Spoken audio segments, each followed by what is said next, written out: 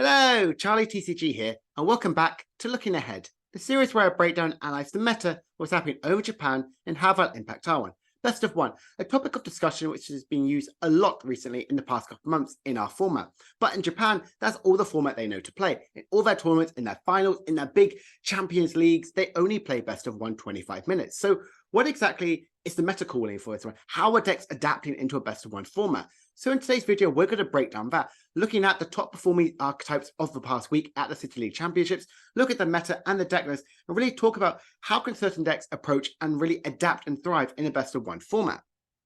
So in Japan, they only play all best of one 25 minutes each. This is still pretty good overall. Some ways they do play a best of 50 minutes, which is what we play, but I do think that 25-minute best of one is really good. Certain decks can absolutely shine, like Giratina V-Star and Charizard do incredibly well in the best of one format, whereas some other decks like Shi and Pao, I think can a little bit struggle in a best of one format.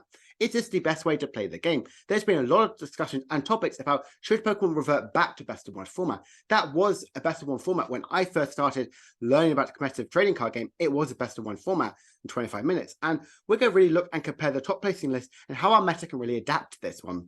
Are there any ways that we can play any sort of supporters, any tech cards, which we could really adapt into our best of three format?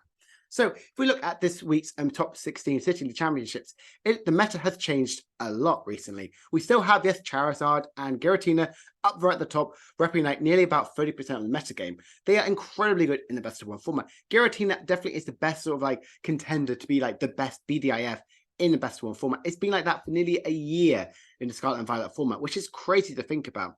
Yes, obviously it can have really, really poor draws, but it has one poor draw. In a best of three format, you have two other games you could potentially win. Best of one format, if you lose, you lose. You lose a round.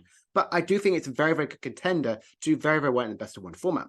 Miraidon has snuck up there to be nearly 12%. This is an incredibly powerful archetype. Going to more of the Pioneer sort of build, like the one where you discard your hand, get any two cards you want to have, pretty much 18 energies, 2 iron hands, try and get it out turn one. Really, really aggressive sort of play. This is very, very powerful in the best of one sort of format. This can really help you in your 2 prizes, or even 1 prizes, becoming 2 or 3 prize Pokemon. Very, very powerful and really can initiate the prize rate very, very quickly. Gardevoir has finally dropped down below 10%. That's the first time it's been in a while since people realized how good Gardevoir is in this format. Now, yes, it is a lot slower. It still plays a Mirage Step earlier, still goes with that way. So you're not really set up till turn 3, maybe even turn 4. But Gardevoir still is very, very powerful. By being lots and lots of single prize Pokemon, it can do incredibly well. Yet if we combine the likes of Lost Box and Miraidon, that's about 20%, which decks which normally would play Iron Hands. We can include Shi and Pao, but Shi and Pao, unfortunately, isn't performing pretty well. It's with a real big shame because it was one of the most talked about, potentially BDIF format or cards, but it's not getting results and people aren't playing as much because Iron Hands really is very much underperforming in Shi and Pao, and I definitely will do a video talking about that in the upcoming weeks. Rest of the format is kind of like shifted a little bit more. Roaring Moon has dropped down to being 5%. Yes, it's a very big beat sort of deck and topic, which everyone talked about being Royce Turbo, aggressive archetype, which happened in the format, but it's not performing well. It's being outpaced by other very good single prize or 2 prize Pokemon, and it gets outpaced by the single prize Pokemon like Gardevoir. It does an awful matchup. And having the likes of the Rapid Strike box and even the Iron Valiants are kind of doing very, very well in the best of one format. So looking at this meta game, it's very different to our sort of ones we've seen. We are seeing the likes of Gardevoir and Rider have a bit of a higher sort of percentage-wise, similar to how the likes of Rapid Strike Box as well, and Mew doing very, very well in the best of 3 format. Because they have multiple turns. If they dead draw, they have 2 more games to really like come back and claw back into that instant win. Whereas in this sort of one, they have a little bit less sort of chance, but only being a best of one sort of snapshot. So I hope this gives a good sort of insight into how certain decks are evolving. I think Charizard is much stronger in a best of one format. I do think because there's less path out there, that's why Charizard is really good. And just looking at the top 6 performing archetypes, we can see Charizard has shot back up to number 1. Yes, it's back in that dominant thing. The ruler of the Black Flame, as they would say from the TCG set. Charizard is in an incredibly good spot right now in the trading card game. Doing incredible. And just look at that. 41 top 8 placements.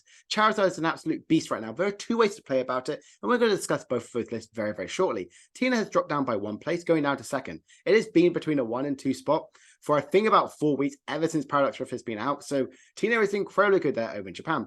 Gardevoir is stuck there at the number 3 sort of spot.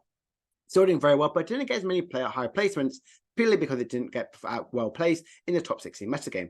Rattle Strike boxes stayed there at number 5, and I kind of like combined some of the likes of the Iron Valiant ones as well.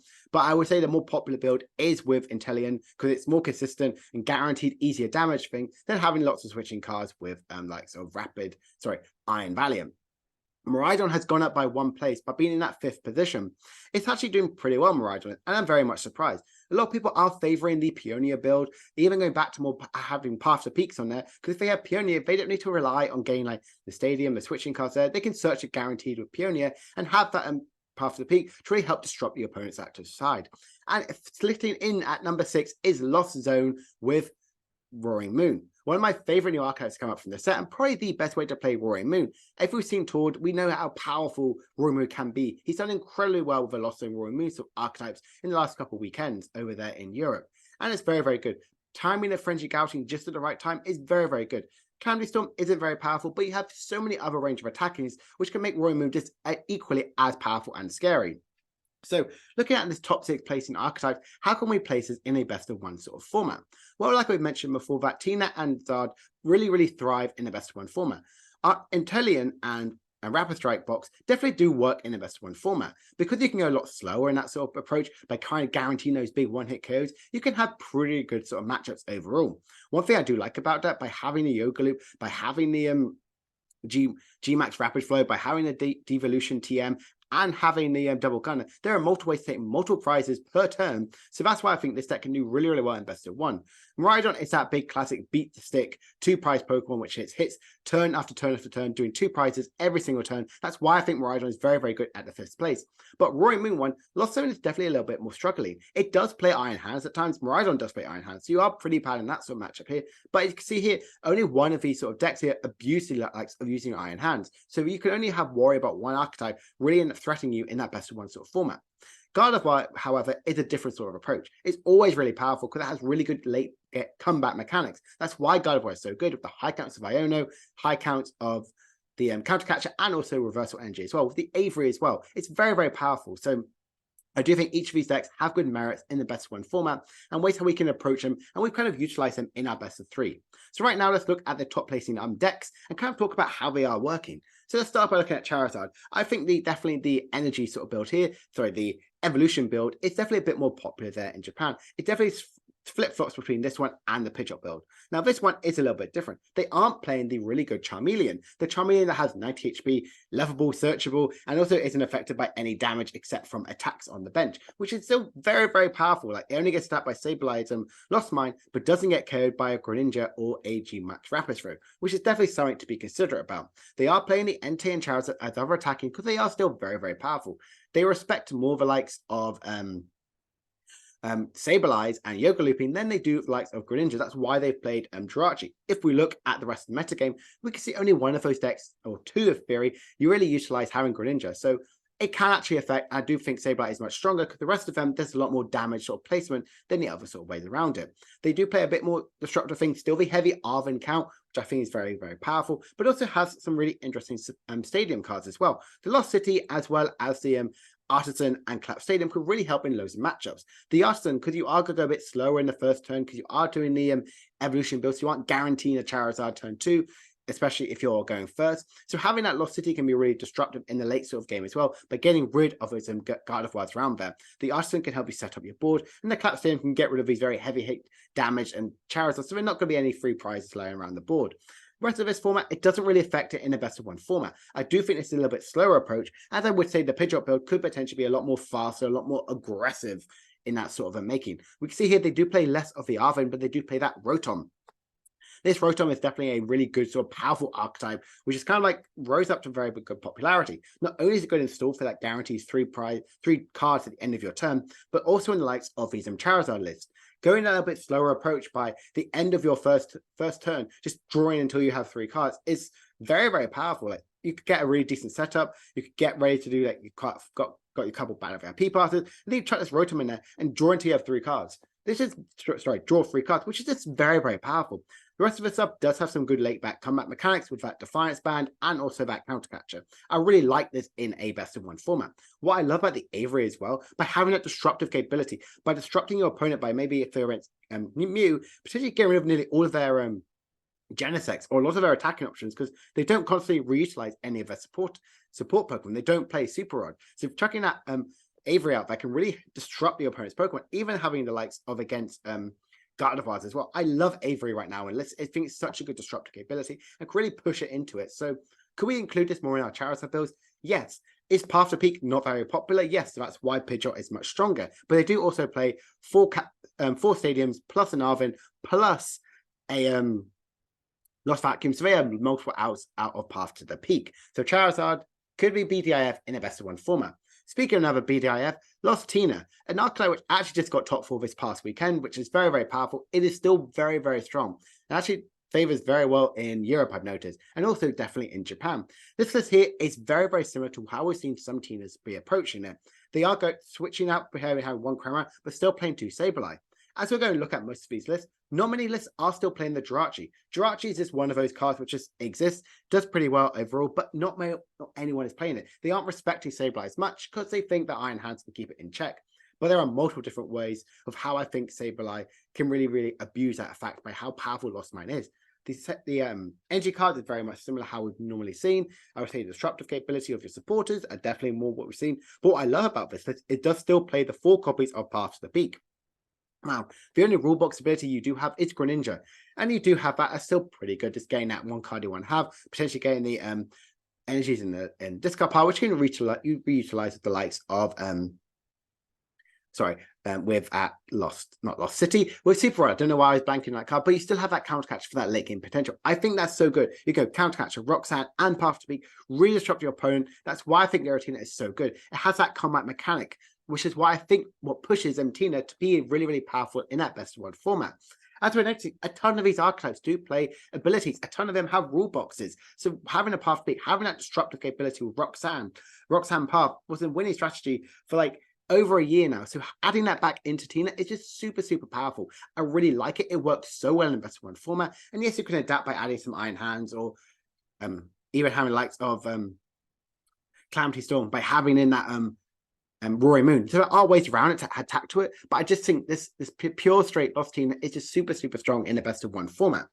The rest of it is looking at Gardevoir. Gardevoir is definitely an archetype which is changing so much, and unfortunately, there is one of the strongest cards right now in Gardevoir which we don't have access to. Hopefully, it's going to be legal in Paldean Felts. We hope it's going to be released then. That is Moonlit Hill.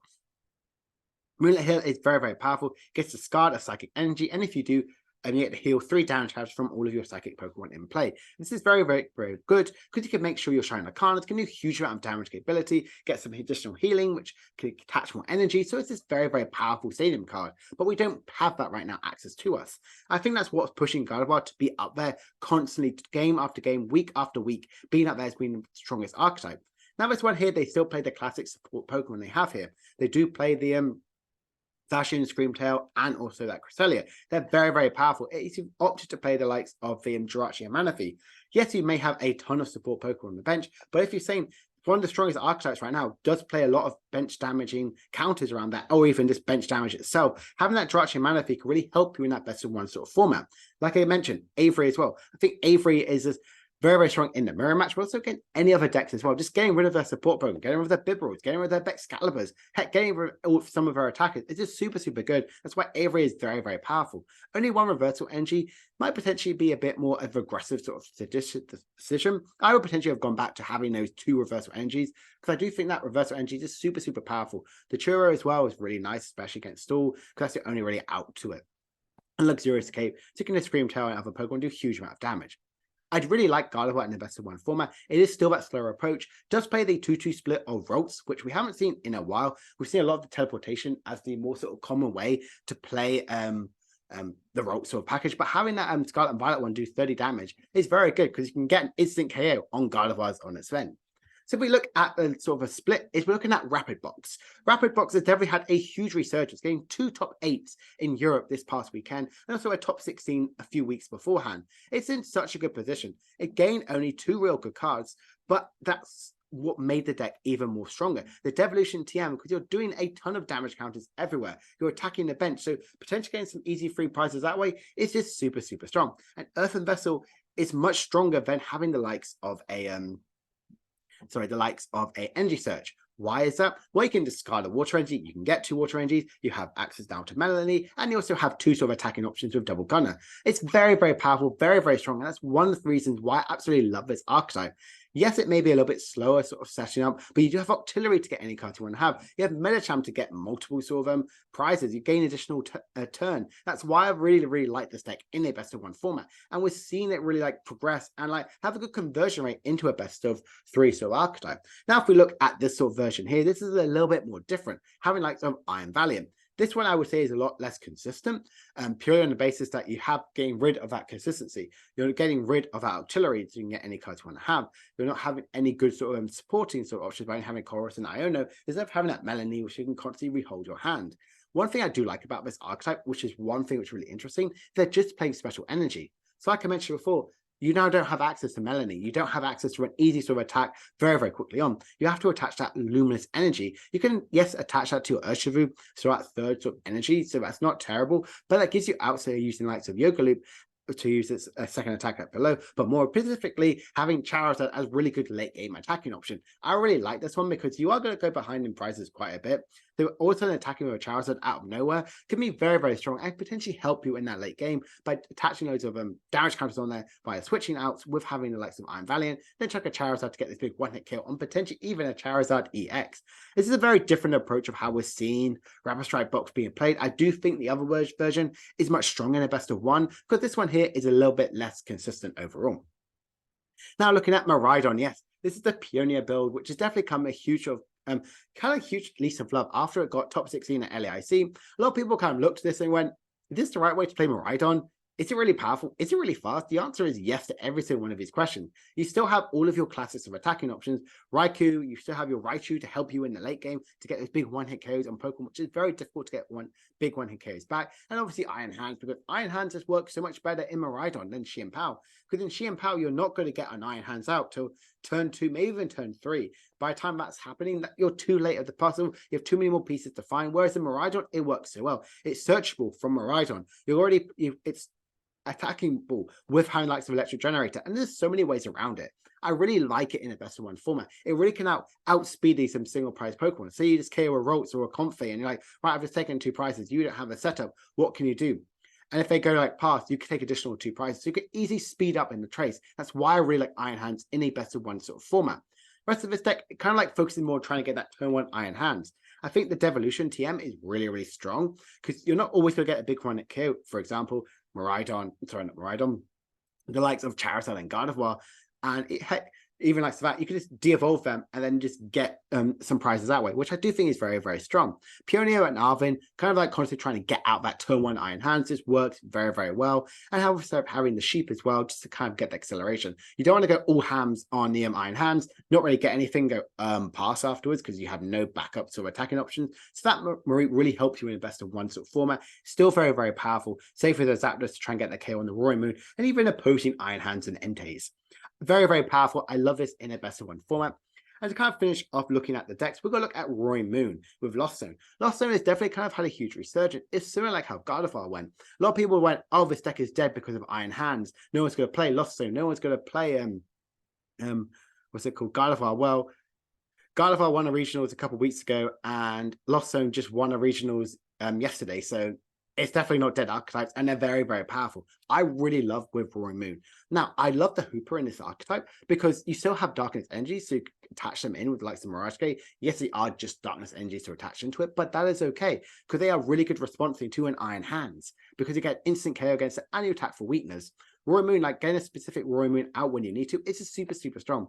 Clara's, as well as also having Super Rod, make sure that you can constantly utilize them and use these attacks multiple turns in a row.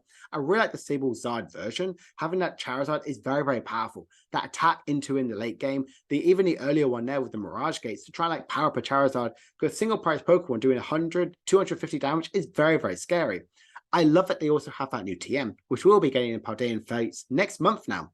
And basically doing 280 damage for free if you attach to a Cramorant or a Charizard, only if your opponent's taking 1 prizes. Very, very good late game potential. So Charizard and a Cramorant hit over 220 damage, so over 250. Yes, please sign me up. I think these are very, very powerful, very, very good archetypes, and one of the things which is super, super good in a best of 1 format. Now you can change it as well to be more of a linear approach going into having that Greninja sort of package into it.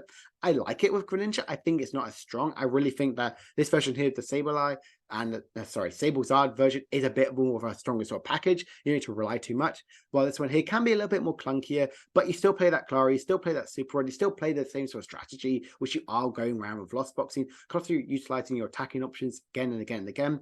But as we've noticed one thing, there are more Manaphy's and archetypes than there are Jirachis. So people are respecting more Sableyes than they are the likes of Greninja than they are the likes of Sableye. So that's something to really consider about in a best of one sort of format. I think the other one is a lot more aggressive. Potentially that tempo can push it into a much stronger sort of version, but this is still like a fun sort of approach. A bit of a, not like a slower approach, but a little bit more different approach of how you play a Turbo Roaring Moon Lost Zone deck.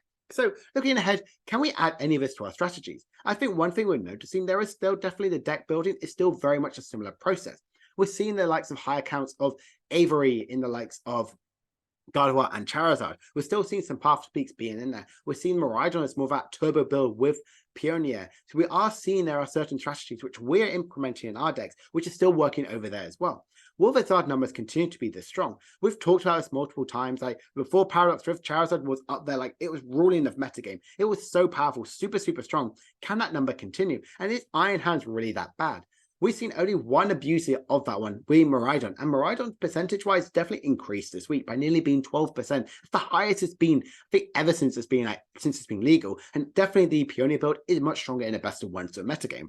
So I hope you've enjoyed this video. It's a little bit different, just constantly talking about a best of one strategies. And I hope it's really been insightful to know how your games can really adapt into it, how you can utilize some of these archetypes and put them into your meta prediction. But as we've got a regional coming up this weekend, and we've also got multiple ones coming in a couple months' time, even Liverpool regionals, which sadly I won't be there. This might be my only video this week, but I hope you've really enjoyed this one. But next week, there's going to be a ton of videos as well, just before the lead up for Christmas. So I hope you enjoyed this video. If you have, please make sure to like, subscribe, and comment down below. Do you think best of one is the best way to play Pokemon? Personally, I think it's a very, very fun way to play, especially in testing, because it's a really good way you can insight into some matchup-wise. Whereas best of three, I've constantly known that for quite a while now. Should Pokemon change and adapt, so we're constantly just playing best of one, similar to how they are in Japan. So if you enjoyed this video, like, subscribe. See you in a couple of days' time for another video. Bye for now.